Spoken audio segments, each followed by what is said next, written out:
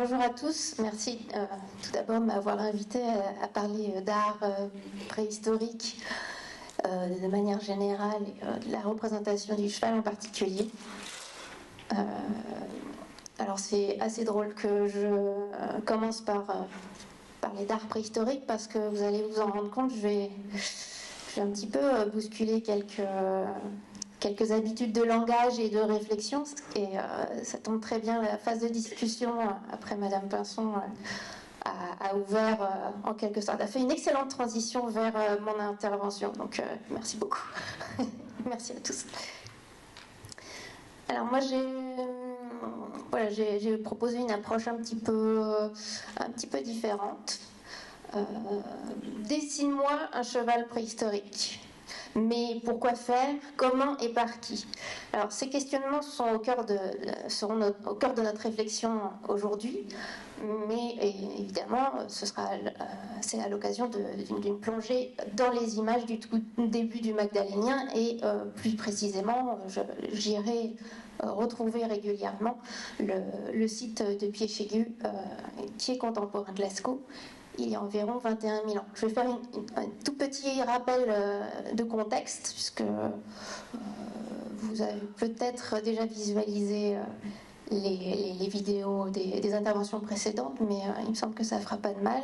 Donc il y a 21 000 ans, nous sommes à la fin d'une phase intense de la dernière ère glaciaire, le pléniglaciaire.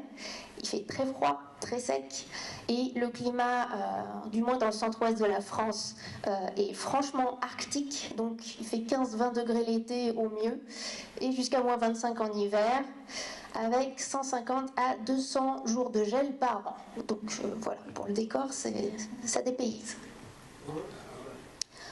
Voilà, c'était une contextualisation rapide. Revenons à nos dessins. La question générale que je vous propose d'aborder est simple, mais pas des moindres. Pourquoi trouve-t-on à la préhistoire des peintures, des gravures, des sculptures, bref, pourquoi des images? Ces formes qui sont volontairement représentées par de la matière dans de la matière. Et surtout, comment peut-on espérer y comprendre quelque chose 21 000 ans plus tard? Donc c'était des questionnements qu'on avait à l'instant lors des échanges. Alors, est-ce que vous pouvez changer s'il vous plaît? Je crois qu'on va faire comme ça, ce sera mieux, merci. Du coup, on a tous les deux changé, il faut revenir en arrière, s'il vous plaît. Super, merci. Alors commençons par cette première piste qui est assez intuitive, effectivement. Et si nous essayons de nous mettre à la place des populations préhistoriques? Parce qu'après tout, ce sont ces humains du paléolithique récent ou supérieur. Ceux qu'on appelle parfois Cro-Magnons, c'est la même espèce que nous, c'est Homo sapiens sapiens. Et à partir d'environ 35-40 000 ans, dans nos régions en tout cas, les populations humaines appartiennent toutes à cette sous-espèce. Leur cerveau est de la même taille que le nôtre, les différentes aires cérébrales sont réparties de manière identique si tout se passe bien, et rien ne permet d'exclure donc que la capacité de réflexion soit comparable en tout point à la nôtre. Alors, Cro-Magnon, est-ce que c'est nous? Et si c'est nous, est-ce qu'on ne pourrait pas mobiliser une forme de bon sens, un socle commun d'humanité pour formuler quelques hypothèses? Eh bien, pas vraiment, non. Car nos ancêtres Cro-Magnons, c'est une expression à manier avec beaucoup de précaution. Cela vaut aussi d'ailleurs pour nos ancêtres les Gaulois, mais c'est un autre sujet. Alors, pourquoi cette distance entre Cro-Magnons, nos éventuels ancêtres, et nous?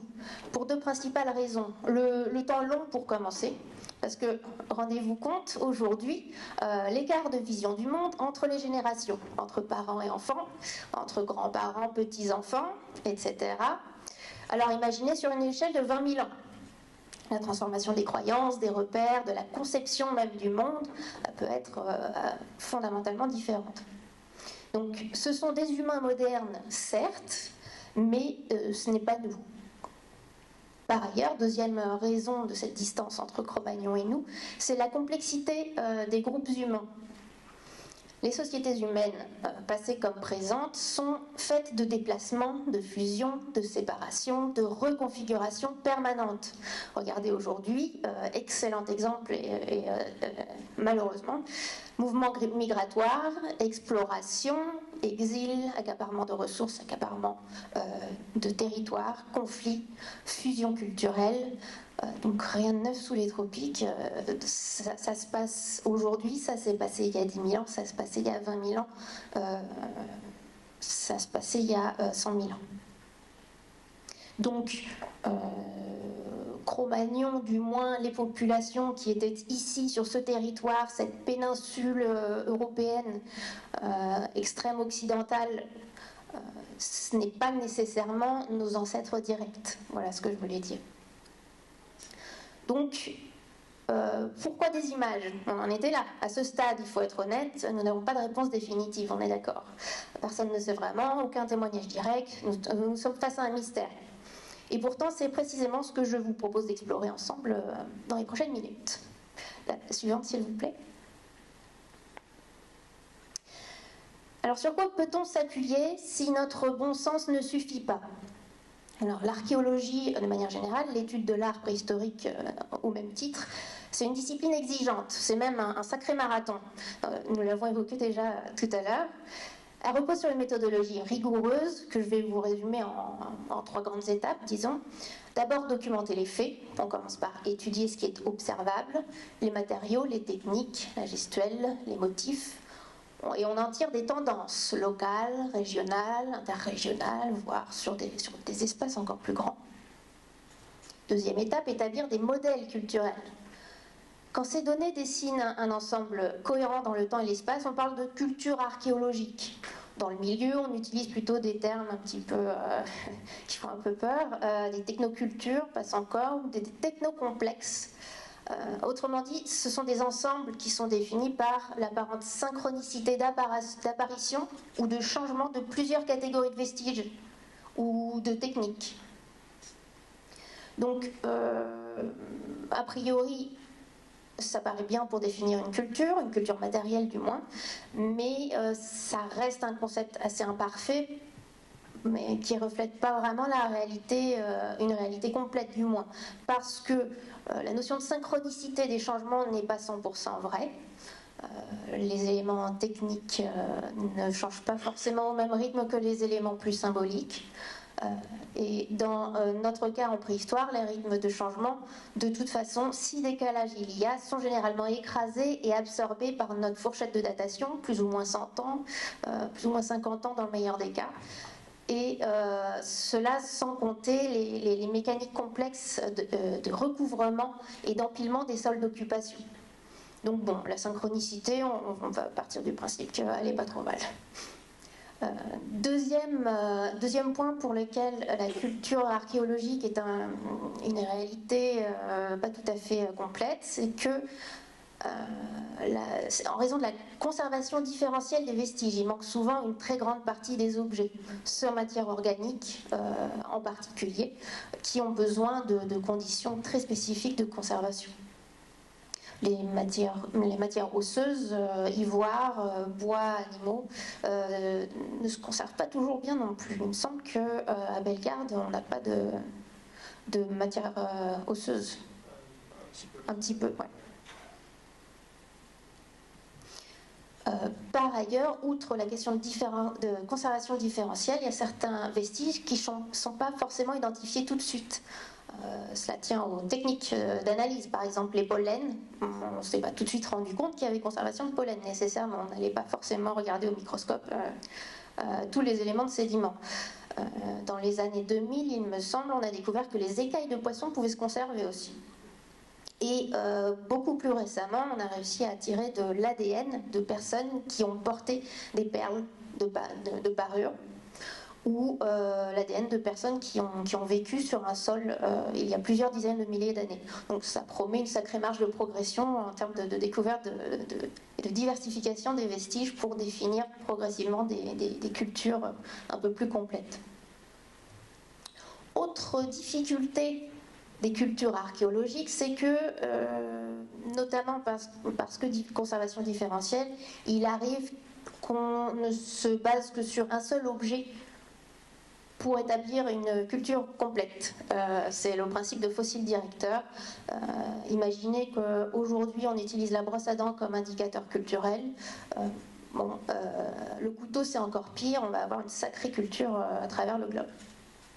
Eh bien, c'est le même cas en préhistoire, notamment autour du biface. Mais bon, ça, c'est la culture archéologique et c'est ce qu'elle est à un moment donné, au moment où on réfléchit dessus. Et on fait souvent avec ce qu'on a. Donc, à un instant T, on peut utiliser un fossile directeur qui va éventuellement se compléter d'autres vestiges au fur et à mesure. La suivante, s'il vous plaît. Non, pardon. Si, oui. C'est bon. Et donc la troisième étape, c'est poser la question du pourquoi. Et c'est souvent à ce stade que l'archéologue recule un petit peu, par prudence, par manque de données, ou parce que aussi on nous apprend qu'il vaut mieux ne pas se risquer à trop extrapoler, parce que effectivement c'est risqué. Mais ce sont aussi des écoles de pensée. Je pense notamment à André Leroy-Gourhan, qui, ethnologue et archéologue, expliquer et à enseigner et qu'il valait mieux prendre des pincettes vraiment pour se risquer à l'interprétation. Donc pour reprendre ma métaphore du marathon, on se heurte à ce niveau-là à un mur juste avant la ligne d'arrivée. On a beau collecter, comparer, catégoriser, établir des contextes techniques et chronologiques, la question du pourquoi reste souvent sans réponse. Bon, alors il y en a certains qui osent un petit peu, les jeunes chercheurs naïfs, pleins d'enthousiasme, ou les plus expérimentés qui risquent plus grand-chose pour leur carrière. C'est donc là qu'on peut faire appel à d'autres disciplines et qu'il faut, je pense, notamment les anthropologues, les philosophes, les mythologues. Suivante.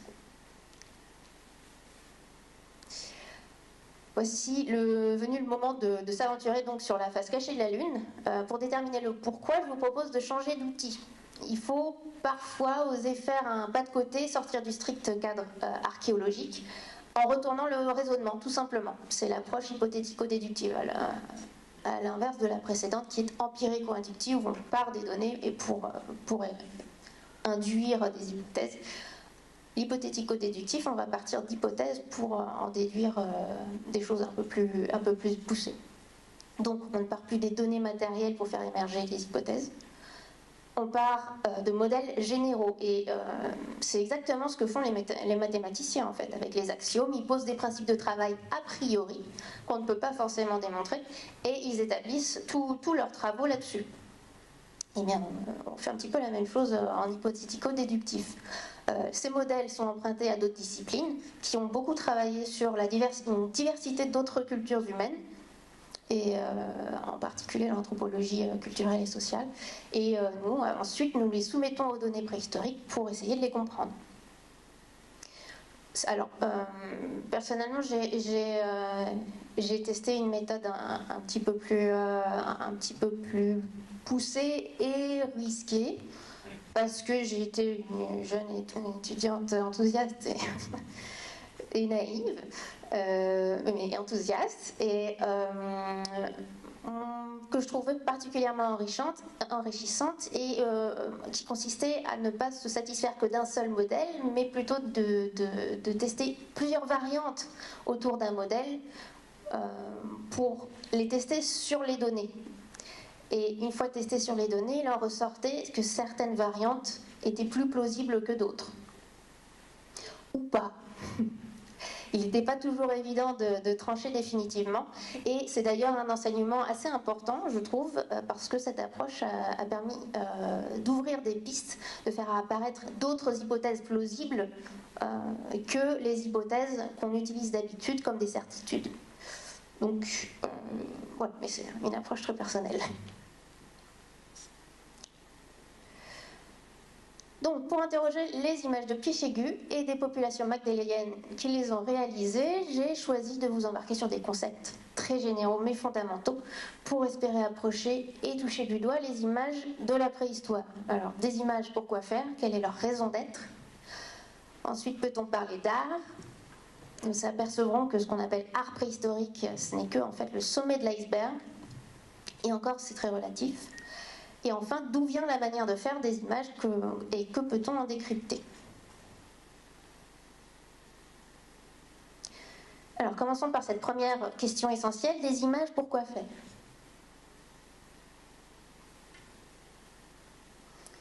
Pour aborder cette question, il faut retirer nos œillères et laisser place à d'autres manières de penser l'image. Quelle est la raison d'être des images, des formes dans les communautés qui les ont créées et produites, et pas la raison d'être pour nous? Alors, personnellement, la définition qui me parle, qui vient d'un anthropologue, Maurice Godelier, c'est celle qu'il applique en particulier au symbole, c'est que c'est la traduction matérielle de réalités idéales, c'est-à-dire que des informations, des conceptions du monde, des normes sociales, des pratiques rituelles, des hiérarchies, des liens entre les êtres vivants et non vivants. Toutes ces informations-là peuvent être rendues visibles dans la matière par des points, des traits, des motifs, des formes, des associations de toutes ces formes. Donc la production d'images est ainsi une forme de communication au sens large, qui peuvent remplir plusieurs rôles simultanément, transmettre une information, un simple message visuel, comme un panneau ou un blason, créer un cadre d'interaction sociale en signalant une identité, un statut, une fonction, agir sur le spectateur, susciter la peur, l'admiration, le respect, comme dans des contextes guerriers par exemple, ou des religieux ou cérémoniels. C'est le principe d'agentivité ou de pouvoir cognitif et psychologique des images. Ou encore communiquer avec un autre niveau de réalité, avec des offrandes, des dépôts rituels, l'invocation de puissances invisibles à nos yeux du moins. Depuis la seconde moitié du XXe siècle, cette approche duale, fonctionnelle et symbolique de l'image est largement reconnue dans les sciences humaines. Alors, ce support visuel peut participer à de nombreuses facettes de la vie humaine, comme l'expression d'appartenance sociale ou culturelle, une utilisation dans des rituels, l'entretien et le développement de réseaux d'alliances économiques et politiques, ou encore l'enregistrement de mémoires collectives, de mythes fondateurs, de récits de filiation ou de cartes de territoire encore. Juste tant que j'y pense, c'est l'objet dont on parlait, je viens de réaliser sur la précédente diapo, le bâton avec les trois phases de la vie d'un cheval. Ici, on reconnaît particulièrement bien la version un petit peu désincarnée. Merci.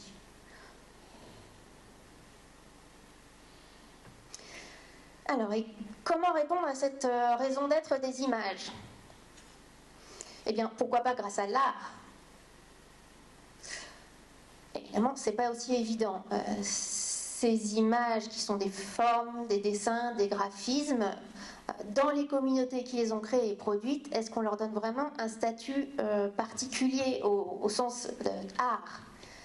Est-ce qu'elles se doivent d'être vraiment esthétiques? Est-ce que ce concept d'esthétisme existe? Et est-ce qu'on fait appel à des artistes? Est-ce que ce concept d'artiste existe? Alors la notion d'art telle que nous la concevons aujourd'hui, elle est loin d'être universelle. Elle est historiquement et culturellement construite. Et elle a beaucoup évolué, y compris dans notre propre tradition occidentale. Dans l'Antiquité, l'ars, du latin, désignait un aspect moral et une maîtrise technique. Donc l'art de la guerre, l'art de la navigation, pas vraiment de l'esthétique. Et d'ailleurs, il n'y avait pas d'art de la poésie, par exemple. Entre le XVIIIe siècle et le début du XXe siècle, l'art devient synonyme de plaisir des sens, d'impact émotionnel, de beauté. C'est la représentation d'une belle chose, l'imitation de la nature. Elle n'a pas vraiment d'autre fonction que d'être regardée. Donc ces beaux-arts relèvent de la haute société, en opposition à l'artisanat qui est l'expression de la culture populaire. Dans les années 80, on se demande qu'est-ce qu'on fait des images qui ne sont pas de l'art aux yeux des historiens de l'art? Les cartes, les tatouages, les idéogrammes, les symboles, ce sont des images, mais c'est pas de l'art. Aujourd'hui, on tend à voir l'art comme une expression d'individualité, un espace d'expression individuelle, de réalisation de soi éventuellement, qui peut être coupé du religieux et souvent de plus en plus conceptuel. Alors qu'en est-il des images produites en dehors de notre monde, en dehors du monde occidental? Alors à partir des années 70, plusieurs anthropologues ont dénoncé l'ethnocentrisme de cette notion d'art. Cet éveil est en particulier passé par la démonstration de la subjectivité culturelle de la perception du monde. Donc la perception du temps, la perception de l'espace, par exemple, notamment chez les Inuits, ça a été démontré. Perceptions qui sont relatives au système de pensée et de représentation du monde, relatives donc à chaque culture. Donc, doit être prise en compte la subjectivité culturelle de la manière d'aborder, de concevoir, de produire des images et par conséquent une notion d'artiste, d'artisan ou toute classification de cet ordre. Objet d'art, objet non utilitaire, objet du quotidien. Voilà. Par ailleurs, dans de nombreuses cultures, la notion d'art, la notion de beau, la notion d'esthétisme, ça n'a pas de sens, ça n'existe pas. Pour donner un seul exemple, chez les sculpteurs Yoruba en Afrique, il y a une distinction qui est faite entre les décors géométriques, qui sont considérés comme un art, mais bon, cet art est une traduction occidentale d'un mot existant chez eux. Donc entre les décors géométriques et les figures rituelles, ce sont des masques, des statues, qui pour l'occidental sont des objets magnifiques. Mais aux yeux de leurs créateurs, c'est l'esthétique, pas du tout. Non, c'est juste des objets sacrés, quoi. C'est des objets fonctionnels, rien à voir. Alors cet exemple illustre bien ce que j'évoquais précédemment. Si les images transmettent de l'information, elles peuvent, quoi qu'il en soit, avoir des destinations multiples. Parfois de manière intentionnelle, parfois de manière inconsciente. C'est ce que j'ai évoqué tout à l'heure, l'expression d'une identité qui peut se faire non intentionnellement, par habitude, dans la forme d'un objet ou du quotidien, tout simplement. Ça peut être l'ajout de valeur à un objet aussi, pour démontrer un pouvoir, une richesse, l'ajout de valeur à un objet en vue d'un échange, pour nouer des alliances, pour entretenir des alliances. L'ajout de valeur pour conférer une qualité, une protection liée à un autre niveau de réalité, la protection des ancêtres, protection de puissance surnaturelle. À partir de ce constat, il devient évident que dans un même groupe socioculturel, les images peuvent adopter des formes variées, support, technique, thématique, savoir-faire, en fonction de leur finalité. Alors, cette diversité implique logiquement que plusieurs catégories d'auteurs peuvent être à l'origine de ces productions. Mais si on regarde de plus près, ces différentes finalités se superposent nécessairement dans les images, quel que soit l'auteur, en particulier l'expression d'appartenance, qui se retrouve toujours présente, puisqu'elle repose sur la connaissance d'un répertoire formel et de modes de représentation spécifiques. De la même manière, les formes d'objets ou les formes de certains aménagements techniques qui sont a priori sans rapport évident avec le monde des images, eh bien eux aussi peuvent se fondre avec des signes d'appartenance. Ou encore se fondre avec des formes, des motifs qui relèvent d'une agentivité symbolique. C'est-à-dire que ça a une fonction matérielle, technique, mais permet aussi d'identifier une appartenance à un groupe. Donc au final, il faut sortir de notre définition de l'art pour comprendre ce que signifiaient ces images. Ça ne veut pas dire nécessairement qu'on abandonne le mot d'art, mais il vaut mieux le manier avec précaution et du moins préciser ce qu'on entend par là. Et d'ailleurs, moi-même, je l'utilise assez naturellement, puisque quand on parle d'art préhistorique, on voit tout de suite de quoi on parle. Alors qu'en est-il de l'art préhistorique pour le coup? Qu'est-ce que c'est et comment ça se manifeste? Lorsqu'on se pose la question est-ce que les images préhistoriques sont de l'art, la réponse va dépendre plutôt de notre propre définition de l'art que de celle qui existait ou pas chez les populations concernées. Alors ce que vous voyez dans les musées, dans les livres, ce sont des pièces les plus spectaculaires et qui permettent en général de vraiment parler d'art. L'art pariétal, celui des grottes, qui est souvent interprété comme sanctuaire, comme des lieux de rituels, de cérémonies ou de parcours initiatiques. Et d'autre part, l'art mobilier, qui sont des éléments transportables, dont beaucoup d'objets utilitaires décorés, qui ont été plutôt associés à la sphère domestique, en tout cas au monde extérieur, hors des sanctuaires. Je dis plutôt, c'est encore une fois statistiquement. Aujourd'hui, on conserve encore cette distinction car elle reflèterait effectivement des fonctions différentes dans les sociétés préhistoriques, intrinsèquement du moins parce que ces supports d'image imposent nécessairement un processus de production et de visualisation assez distinct.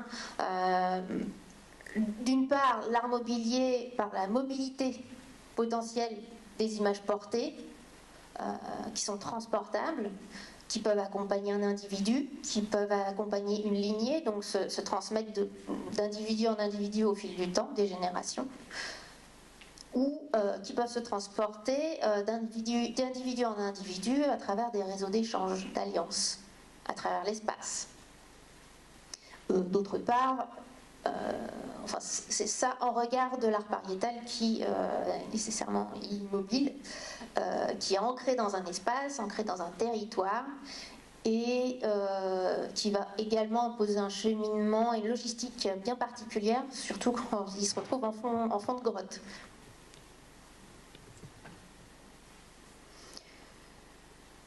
Mais voilà, ça c'est ce que j'évoquais en tout début, c'est la partie émergée de l'iceberg, parce que la grande majorité des images retrouvées en préhistoire ne sont pas franchement belles, elles ne sont pas franchement lisibles de premier abord, et elles ne sont pas forcément franchement émouvantes non plus.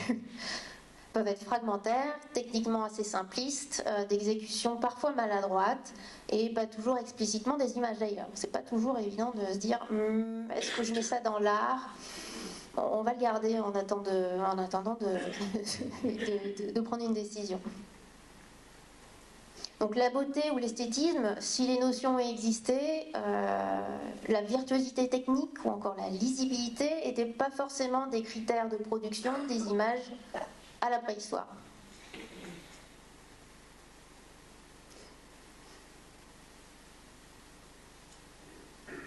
La suivante.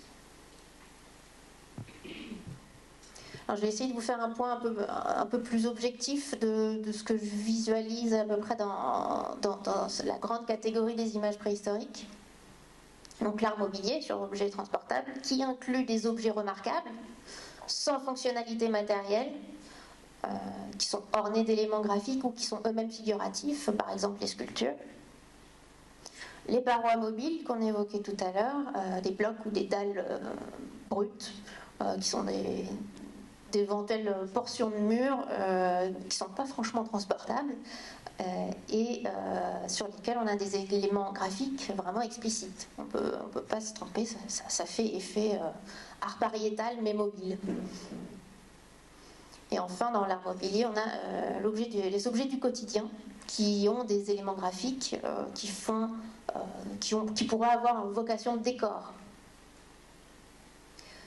Ensuite, on a des formes plus ambiguës, des objets du quotidien, mais à ornementation pas franchement explicite. C'est ce que j'évoquais quand je parlais d'éléments techniques, des aménagements techniques, mais qui ne sont pas seulement techniques, qui semblent aussi avoir un lien avec du symbole. Donc, est-ce que c'est de l'art ? À quel moment ça devient un symbole ? Je donnerai un exemple concret juste après. Et on a aussi dans les formes assez ambiguës des traces plus organisées, plutôt régulières, sur des supports bruts ou frustres, mais il est un peu difficile de savoir, alors est-ce que c'est intentionnel, cette régularité, ou est-ce que ce sont des traces qui ont été laissées suite à un geste technique qui était régulier, mais qui n'avait pas l'intention de marquer. Alors on a assez souvent ce genre de questionnement. Donc, encore une fois, il est possible qu'il y ait des éléments d'art qui n'en sont pas. C'est pas toujours évident. Et dernier élément, des aplats colorés en forme,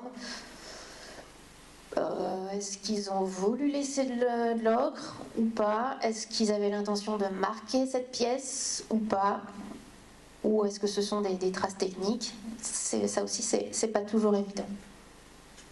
Donc c'est pour ça que l'ensemble de ces expressions qui peuvent entrer dans nos catégories d'art quand on est sur l'étude de corpus, c'est difficile de vraiment parler d'art préhistorique. C'est clairement anachronique, clairement à côté de la plaque. C'est pas beau, c'est pas forcément figuratif, ça relève pas forcément du génie. Voilà. Donc certains chercheurs préfèrent parler préfèrent parler en périphrase, les manifestations graphiques, la symbolique graphique, les images. D'autres trouvent que le débat est franchement inutile. On considère que l'art, c'est la matérialisation du spirituel, peu importe sa forme. Donc voilà, c'est de l'art. C'est beau, c'est pas beau, c'est explicite, c'est pas explicite. Ça a telle fonction, c'est de l'art. Bon, voilà, c'est toujours la difficulté des consensus sur les définitions. C'est un sport un peu particulier. Alors, il y a certains de ces éléments, sur la suivante s'il vous plaît, certains de ces éléments, j'ai mis quelques éléments pour expliciter quelques-unes de ces catégories. Donc on a clairement l'art mobilier au sens le bel objet, travaillé techniquement très élaboré, c'est avec ces deux Vénus entre guillemets. On a l'art pariétal évidemment. On a des objets utilitaires, ici une pointe de saguet avec un élément clairement, enfin une image. Ici, c'est encore une pointe de saguet, mais avec des traces. Alors, encore une fois, la question était de savoir si je parlais de tracé ou d'incision ou de rainure. Vous allez me dire c'est la même chose. Bien non, pas du tout.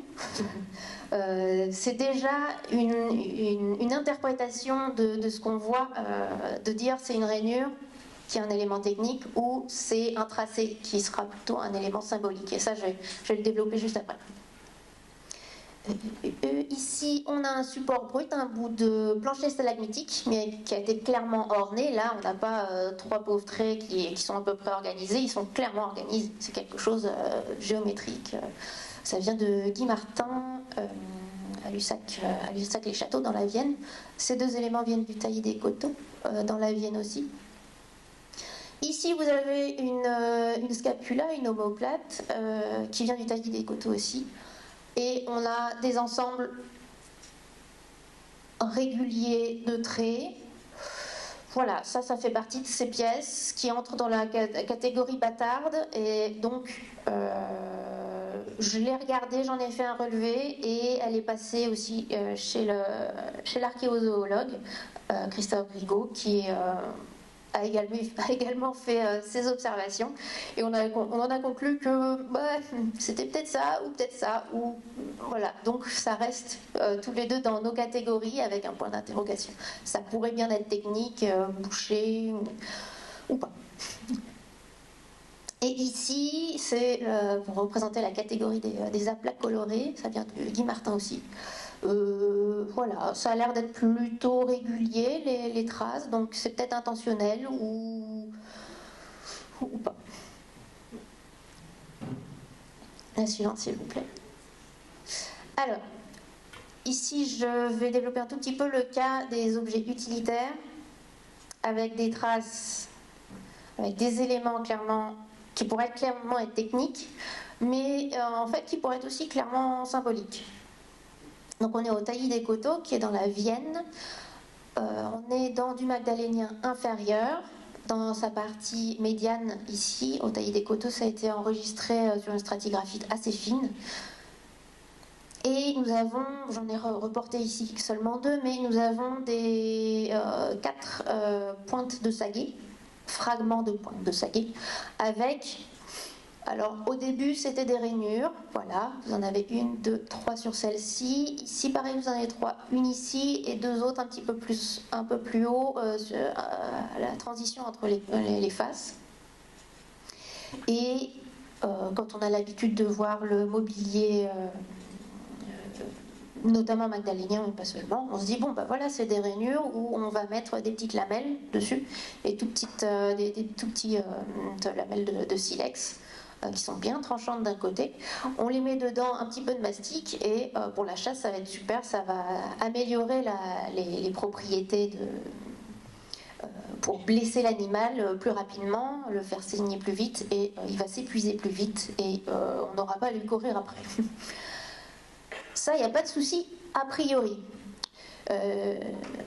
La suivante, s'il vous plaît. Ça ne me convient pas. La suivante, s'il vous plaît. C'est l'organisation média. Voilà, merci.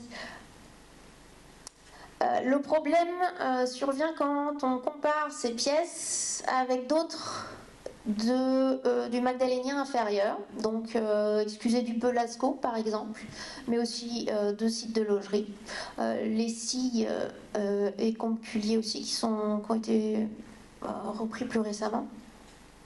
On retrouve un petit peu la même chose de manière toujours assez régulière, qui est plutôt d'un aspect technique, mais on a un petit peu le même esprit là, mais qui fait plus aussi technique en fait. Là, on est vraiment, on a passé le cap et on se dit, bah, c'est clairement des symboles, quoi. Enfin, et ce qui est assez intéressant, c'est que ce symbole-là, cette forme-là du moins à Lascaux, on la retrouve aussi sur la paroi, parmi les chevaux, donc voilà. Là, on a clairement un symbole. Donc, finalement, ces éléments-là, mes rainures techniques, qu'est-ce que j'en fais? La précédente, s'il vous plaît. Donc, on essaie de jauger, de mettre des critères, les pour, les contre, peut-être un intermédiaire. On compare avec les symboles, on compare avec ce qu'on connaît de pointes de saguet qui sont montées de petites lamelles sur les côtés. Et on compare aussi avec des éléments expérimentaux qui ont été faits par les chercheurs. Et au final, ah oui, j'ai comparé aussi avec les lamelles du même site, des mêmes couches, pour me dire, c'est simple, si les lamelles ne rentrent pas, bah, c'était pas fait pour y mettre des lamelles. Manque de bol, ça rentre. Donc, bon, voilà. Donc ça a pu être ça. Faire des rainures pour que les lamelles soient un peu mieux bloquées dans la pointe. Mais c'est même pas un critère suffisant parce que vous allez rire, il n'y a pas forcément besoin de faire des rainures pour avoir des pointes de saguet montées de lamelles. Il suffit juste de les coller, ça tient, c'est suffisant pour ce qu'on a à faire. Parce que de toute façon, les lamelles, même bien ancrées dans des rainures, vont se casser à l'impact assez souvent. Donc voilà, donc c'est même pas un argument suffisant. C'est un argument pertinent, mais qui n'est pas suffisant en soi. Donc est-ce qu'on peut conclure la suivante, s'il vous plaît? La suivante, voilà, merci, super. Eh bien, pour le coup, on conclut avec on propose différentes hypothèses intermédiaires. Donc, la toute première, la A, disons que ça n'avait rien à voir avec un aspect technique, c'est un aspect symbolique, mais qui n'était pas fait pour être vu. La pièce est chargée d'un symbole, identitaire peut-être, mais pas seulement. C'était peut-être aussi pour faire un lien avec les ancêtres, pour se charger de la force des ancêtres, pour se charger de courage, pour bénir d'une certaine manière cette pointe de saguet et apporter de belles chasses. Mais ce symbole n'était pas forcément fait pour être vu. Les images ne sont pas forcément faites pour être vues. C'est aussi en ça que ça peut se distinguer de l'art. Et donc, éventuellement, ils ont recouvert de mastic, collé des saguets là-dessus, parce que les rainures ne sont pas forcément là pour inclure des lamelles dedans, mais aussi éventuellement juste pour aider à l'adhésion du mastic. Autre hypothèse, monter les petites lamelles en fonction de la localisation des rainures. Donc on a une charge technique éventuelle et surtout symbolique, doublement symbolique. C'est peut-être même juste un montage symbolique, purement symbolique. C'était peut-être pas une saguet faite pour être utilisée pour la chasse, mais pour des chasses rituelles, symboliques, dans des contextes cérémoniels. Et ainsi de suite. Enfin, je vous épargne toute la suivante, s'il vous plaît.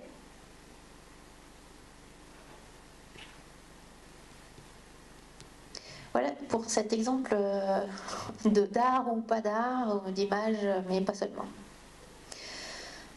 Bon, alors ce cheval, à quoi il va ressembler et à qui m'adresser pour faire ce cheval? Alors, on s'approche maintenant des images elles-mêmes. Comment sont-elles faites? Qu'est-ce qu'elles impliquent en termes de gestes, de techniques, de conventions? Que l'on recherche un impact émotionnel ou psychologique ou non, il est nécessaire pour toute forme de communication d'utiliser et de maîtriser un répertoire de formes et de styles. Alors, j'aborde ici la question du style, du moins la manière de faire. C'est pas une question d'esthétique, ici c'est vraiment une question de manière de faire.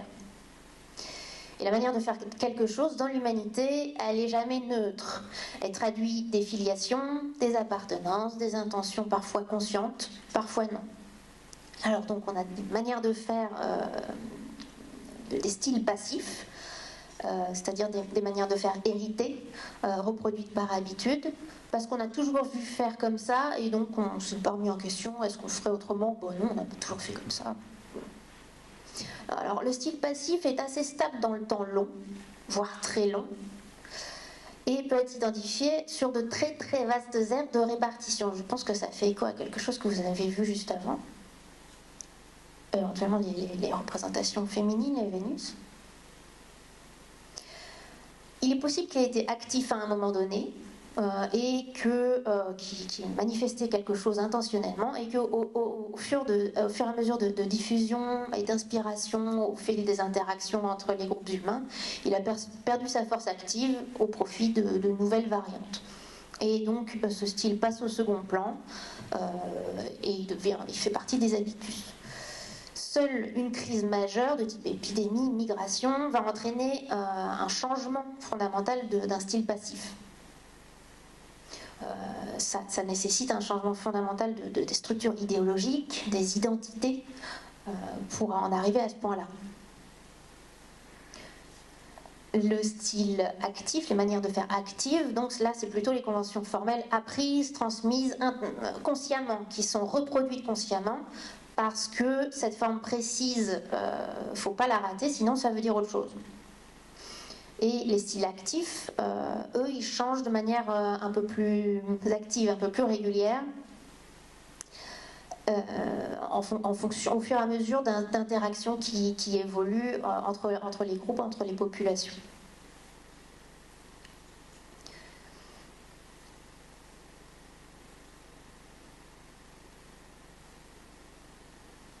Alors la recherche, les styles et les ressemblances de styles entre groupes ou les disparités de styles entre groupes, ça, quand on regarde les modèles anthropologiques, on s'aperçoit qu'il y a un lien avec le contexte environnemental, le contexte démographique.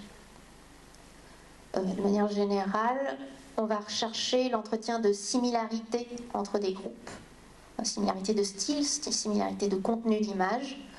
Lorsque l'environnement est assez délicat, qu'il peut y avoir régulièrement des problèmes pour s'approvisionner en matières premières ou pire en nourriture. Et donc il vaut mieux avoir des alliances assez étroitement tissées. Au contraire, quand l'environnement est assez abondant et en général que la population humaine est assez dense, on va vite avoir de la compétition entre les groupes parce que s'ensuit l'accumulation de richesses et toutes ces joyeuses choses, et donc plus on est riche, plus on veut montrer qu'on est riche, on veut montrer qu'on est différent des autres, ça éveille la compétition donc, et les revendications locales, revendications de territoire, revendications de sources d'approvisionnement. Et là, on a des styles, on a des images qui ont tendance à être très différents.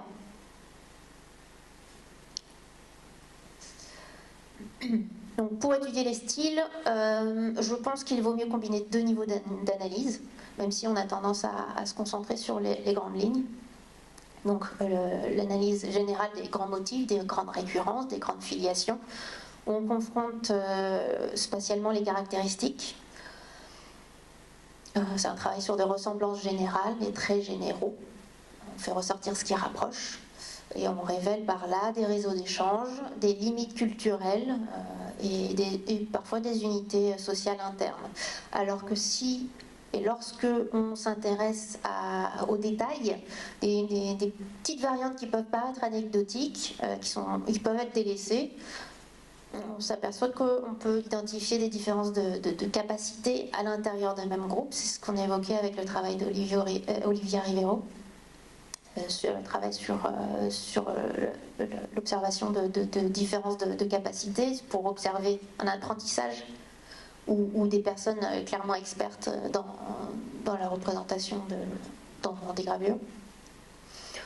Quand on recherche aussi des petites variantes, on peut identifier des filiations d'apprentissage, une toute petite variante dans un fond général, et on dit ah tiens, là ça se suit, donc il y a quelque chose qui change et qui s'est transmise de maître en apprenti.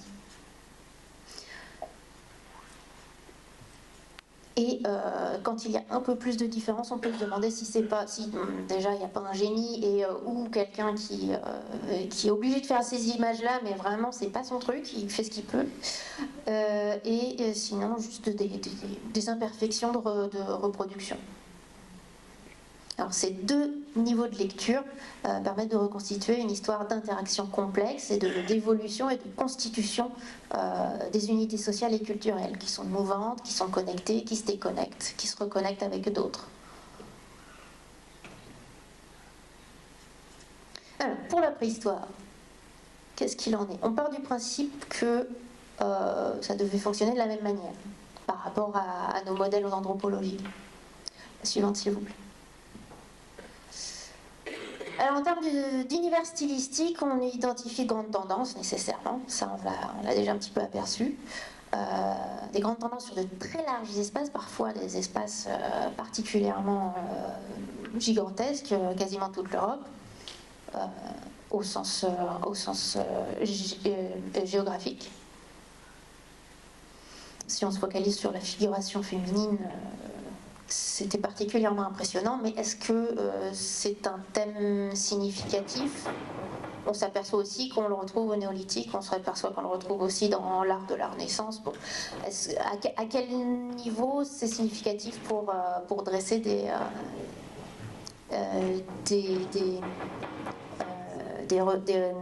caractéristiques pertinentes, culturelles?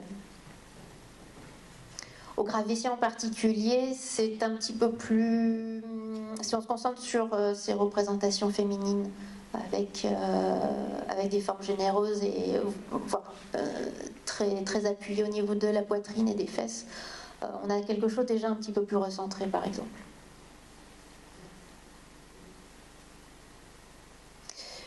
L'étude stylistique tente à souligner deux larges ensembles aussi chronologiques qui distinguent la première moitié du paléolithique récent, avec un ensemble aurignaco-gravétien, voire avec le solutréen, et d'autre part la période qui fait directement suite à la péjoration climatique du pléniglaciaire, c'est-à-dire le magdalénien.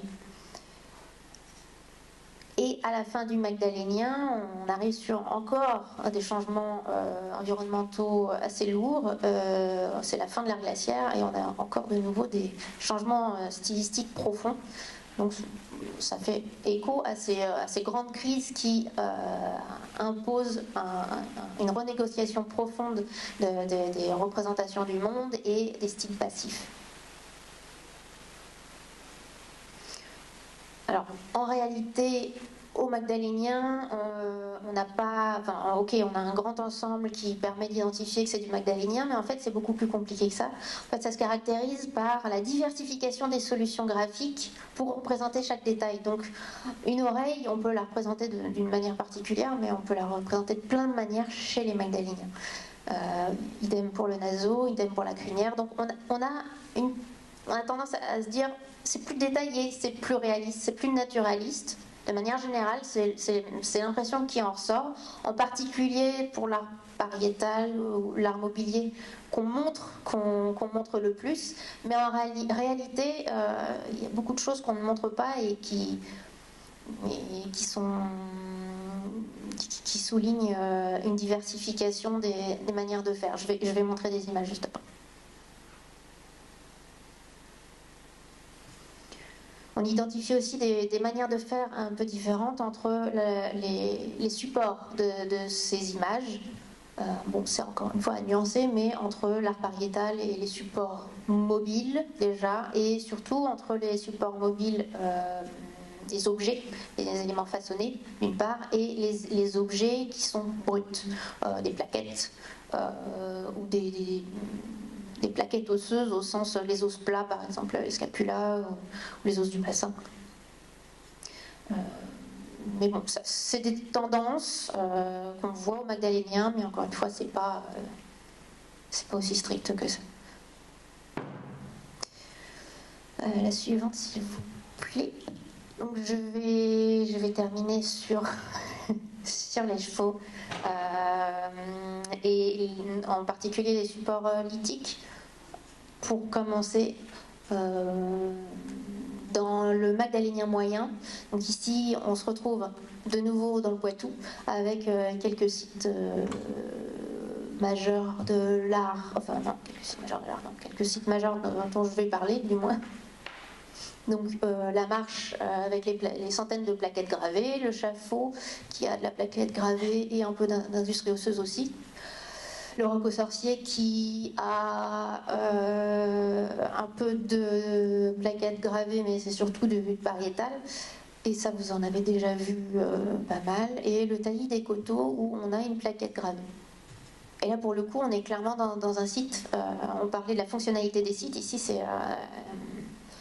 comme on a une très bonne individualisation des occupations, on voit qu'ils étaient là pour de passage, quelques semaines, 1 ou 2 mois, tout au plus. Et l'art, c'était pas leur préoccupation fondamentale. Les comportements symboliques, c'était pas flagrant. Mais il y a 1, 2 objets ornés. Le suivant, s'il vous plaît. Alors, cet objet orné, c'est celui-ci. Dans le magdalénien moyen du taillis des coteaux, c'est une petite plaquette qui fait la taille de ma paume. Et de part et d'autre, il y a des gravures. D'une part, un petit cheval, de l'autre, un petit cheval, mais pas seulement. Et quand on observe la pièce attentivement, on s'aperçoit qu'elle a une vie un petit peu compliquée, plein d'étapes. Elle a été gravée d'un côté, exposée au feu, elle a été regravée de l'autre côté. On ne sait pas ce que c'est ce motif, parce que la pièce est incomplète. En l'état, ça a l'air abstrait. Puis elle a été cassée. On a dessiné ce dernier petit cheval qui est pas le plus naturaliste, quoique on le voit, on sent la course, on sent l'énergie du cheval, mais on n'a pas le magdalénien avec tous ces détails hyper réalistes. Et enfin, elle a été cassée et abandonnée. Celui-ci a dû probablement être un objet utilitaire. Il a été piqueté ici, ce qui évoque pas mal un certain nombre de lampes. Ça n'a pas été souligné par ailleurs, mais bon, il y a beaucoup de lampes, ça se voit pas en fait. Il n'y a pas forcément de traces de chauffe. Ça dépend du contexte, mais les traces de chauffe, de rougissement n'apparaissent pas forcément. Donc ça a pu être une lampe, et on a un petit cheval gravé qui est reporté ici. Et celle-ci, c'est une toute petite plaquette. Je me souviens plus, mais grosso modo, voilà. Et on a une superposition de choses et une magnifique tête de cheval qui tend la tête. On a même les dents ici pointues, donc ça devait être un jeune étalon. On les aperçoit à peu près. Et plein de petits détails, le naseau, des traits de pelage, un œil très travaillé. Voilà. Et qui utilise la forme, quelques volumes du support qui sont subtils, mais qui accompagnent bien la forme de la joue. Et ici, sur cette dalle, écoutez, ça a été l'enfer. J'ai relevé ça. J'y ai passé une semaine. Et puis, il y a peut-être un cheval, parce que la précédente personne qui a étudié toutes ces collections, Léon Pal, il avait dit qu'il y avait un cheval. Je me suis dit, c'est possible, mais voilà. Il y a probablement des choses, il y a des choses qui ressortent, mais bon, ça a été passé au crayon de bois, donc c'est le genre de choses, il faut travailler dans le noir complet pour effacer l'effet crayon de bois, et voilà. Donc là, c'était pas de l'art avec la notion d'art qu'on a en tête. Le fait de représenter le geste de représentation était peut-être le plus significatif. Ou c'est la théorie des ardoises magiques, peut-être qu'on s'est entraîné. Après, quand on vient de graver, la pierre est un peu plus blanche, donc on voit mieux apparaître ce qu'on vient de dessiner. On a pu mettre de l'ocre, recouvrir d'ocre pour effacer les précédents éléments et redessiner dessus, pour voir ce qu'on dessine. Voilà, c'est les théories qui tournent autour de ce type de pièces. Mais sur un même site, même période, Magdalénien moyen, on a cette diversité d'objets, de pierres gravées. La suivante, s'il vous plaît. Donc, toujours le même site. Vous avez vu ces deux chevaux qui sont assez différents de style. Et là, sur le même site, deux pièces différentes avec un cheval qui a la même position que l'autre, qui a suggestion des dents, enfin tout y est, quoi, mais la technique, parce que la pierre notamment, mais la technique est un peu différente. Donc on retrouve nos petits, on a même cet élément très subtil qui se retrouve ici, qui se retrouve dans l'art pariétal, je vais montrer juste après. Donc un élément stylistique très particulier qu'on retrouve, même si on n'est pas sûr à 100% que ce soit la même main, ou alors pas au même degré d'apprentissage, d'entraînement. Donc on a clairement, avec ces deux diapos, une certaine diversité de stylistique, au sens de manière de faire, dans une période très restreinte. La suivante, s'il vous plaît. Et ce qui est intéressant, c'est que ces éléments un petit peu qui avaient l'air a priori un peu distincts, finalement se retrouvent sur un même site avec des éléments, des détails stylistiques qu'on ne pensait pas être associables. Donc voici le roc au sourcil. Vous le connaissez bien maintenant, vous êtes des spécialistes. Et on retrouve cette tête tendue. L'œil, le détail de l'œil, ce petit triangle ici,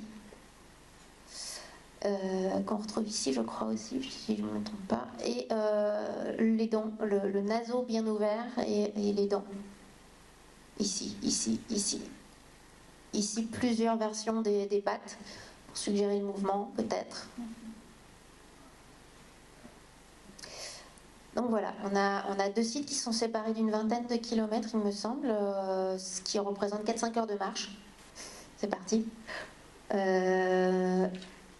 Et on a des éléments stylistiques très forts. Alors, dire est-ce que c'est la même patte, c'est compliqué, c'est pas du tout la même technique, donc se projeter là-dessus, ça va être délicat. Mais il se passe quelque chose. La suivante, s'il vous plaît. Donc voilà, là j'ai reporté un échantillon de représentation de chevaux qui viennent tous de la marche. Alors à part celui-ci, tout ça c'est la marche.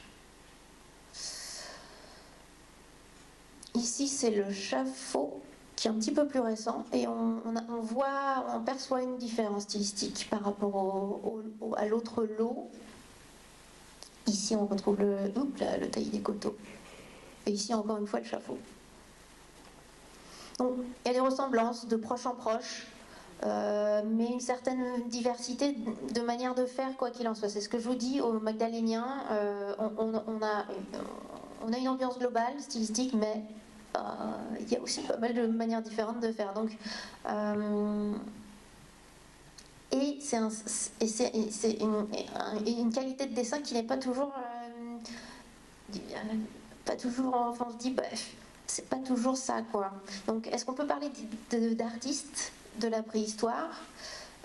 Certains auteurs pensent que oui, au sens où on a clairement des personnes qui ont un savoir-faire qui a été travaillé sur le temps long, on s'est entraîné pour atteindre un certain degré de maîtrise technique et de maîtrise de forme.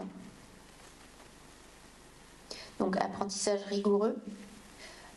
Et donc une vie essentiellement tournée vers cette spécialité au détriment des autres. Donc les autres ont dû s'occuper de lui apporter à manger. Donc ça crée, là on arrive vers quelque chose de nouveau, un statut particulier à part. Donc un artiste, bon, au sens actuel, peut-être pas, mais du moins un statut spécifique, c'est tout à fait probable. C'est une question qui se pose au Roc aux Sorciers, c'est une question qui se pose à la marche, donc c'est ce qu'on évoquait, c'est ces ensembles de plaquettes, est-ce que c'est de l'entraînement? Est-ce qu'on se fait la main sur le style, sur les éléments à représenter, pas oublier ça, et progressivement on va pouvoir passer à la suite. Mais la difficulté, la subtilité de la marche, c'est que c'est une fouille ancienne. Je crois qu'il y a 50 cm à 1 mètre de remplissage, des centaines de plaquettes, d'accord, mais est-ce que c'est des centaines de plaquettes qui ont été produites dans un temps court, donc entraînement, ou la récurrence d'occupation, et ponctuellement on faisait un brin d'art dans un contexte particulier. Parce que souvenez-vous, au Taillis des Coteaux, où on a un fin enregistrement des occupations, on a une plaquette gravée. Et on sait à coup sûr que là, a priori pour la partie qui a été fouillée du moins, c'est un site d'occupation, de vie quotidienne. Il n'y a pas, les éléments symboliques sont pas, il n'y a pas des masses, il y a une pièce ornée. Donc est-ce que la marche c'était la même chose, de la récurrence d'occupation avec ponctuellement un ou deux objets ornés, ou est-ce que c'était un lieu d'entraînement intensif? On va faire un tout petit clin d'œil au Magdalénien inférieur sur les mêmes concepts. La suivante, s'il vous plaît. Pour rappel, les deux plaquettes avec les chevaux de Piéchégu, pour avoir dans l'œil leur style, qui est plutôt simpliste, mais on reconnaît des éléments, ce creux ici, entre le menton et la joue, est plutôt récurrent. On voit qu'on a en tête un élément à représenter. On voit aussi qu'ici il y a une interruption ou enfin c'est pas forcément d'un seul trait. La suivante, s'il vous plaît. Ici c'est le taillis des coteaux encore une fois, mais magdalénien inférieur. On est pour cette occupation, pour ces objets-là, contemporains de Piéchégu. Piéchégu, on est sur un support lithique, brut. Ici, on est sur de l'industrie osseuse. On a un objet intermédiaire assez lissé là, et probablement on devait percuter pour faire. On appelle ça des ciseaux ou oui, des pièces intermédiaires. Et l'autre, c'est la pointe de saguet que vous avez vue tout à l'heure. On a d'un côté une patte isolée de renne et de l'autre une tête de renne avec peut-être une patte. Donc c'est ce que je disais tout à l'heure, l'art mobilier, on peut avoir un style, on a tendance au magdalénien à avoir un style très travaillé, très naturaliste, très réaliste, plein de détails. Ici on a du détail, on a étonnamment ces petits détails de pelage, on a ces petits détails anatomiques. Ici c'est pareil, le pelage juste avant la naissance des bois, l'oreille, pelage derrière. On a un petit œil, c'est petit, hein, c'est petit. Vous avez l'échelle, mais on ne se rend pas bien compte. La tête de reine représentée doit être. Voilà. C'est tout petit et c'est sur un support pas très gros et en plus qui tourne. Donc c'est toujours un peu délicat sur des supports cylindriques. Mais on sait qu'ils savent faire beaucoup plus élaboré au magdalénien, quoique au magdalénien moyen, au magdalénien inférieur ancien, initial. En art mobilier, en fait c'est le plus ancien art mobilier connu pour le magdalénien, et il arrive un tout petit peu avant Lascaux. La suivante, s'il vous plaît. Là, c'est une troisième pièce, même période. Ici, même phase d'occupation. On a une patte de bison recourbée, avec le pelage ici, et un sabot bisulque avec deux ongles. Ici, c'est pareil. C'est encore une fois sur un support osseux, avec un style intermédiaire. On a du détail, on a une certaine maîtrise de l'outil, mais c'est pas Lascaux, quoi. Pour rappel, pour la suivante s'il vous plaît, on avait ces éléments stylistiques là. C'est l'occupation juste un tout petit peu après, qui est 100% contemporaine de Lascaux. Voilà, donc de l'art mobilier, enfin, des objets fonctionnels avec des symboles dessus, clairement symboles, clairement soulignant une appartenance à un ensemble identitaire dans le centre-ouest et sud-ouest de la France. La suivante, s'il vous plaît. Et ici, ces éléments au style un peu incertain, on retrouve quand même la manière de représenter les sabots à Lascaux.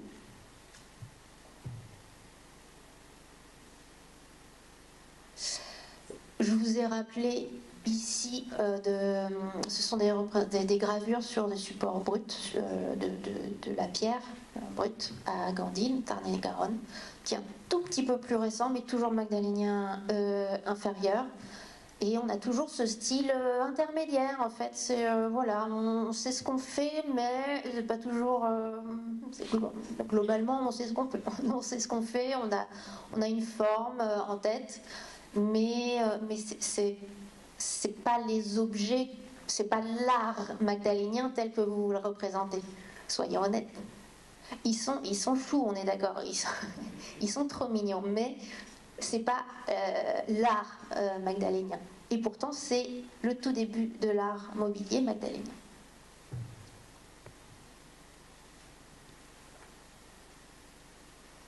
Donc, on a clairement une parenté entre un art mobilier avec un degré de connaissance de thématique, de style, de répertoire normé, mais avec un savoir-faire distinct du site emblématique de la période qui est l'art pariétal de Lascaux. Donc là, j'ai la sensation qu'on a un cas d'école où il y a des personnes dont c'était probablement le statut de la fonction première de représenter des images dans des contextes très spécifiques. Et les autres qui sont toutes ces pièces-là, c'est une occupation ponctuelle.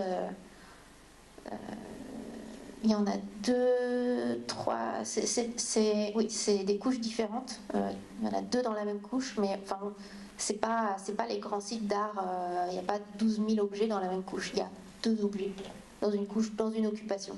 C'est pas un site où il y a une vie rituelle dingue, mais il y a ces objets qui y traînent. Et ces objets qui traînent dans un site de vie a priori quotidienne, ils ont pas un style, ils n'ont pas été faits par des grands artistes, mais ils ont été faits par des personnes qui connaissent les normes et qui ne sont pas tout à fait maladroits non plus. Je vous engage à essayer de graver un support cylindrique ou encore des supports du caillou, c'est pas toujours ça. Hein. Donc sur ces quelques centaines d'années, tout début du magdalénien, il y a des personnes qui ont fréquenté Lascaux, qui ont probablement vu et enregistré des normes, un répertoire de normes, et qui ont été capables d'en reproduire des éléments de leur côté. Et j'ai la sensation que c'était probablement la même chose dans le Gard. Alors peut-être pas en lien avec Lascaux, ça je ne mettrai pas ma main coupée, on n'en est pas là. Hein.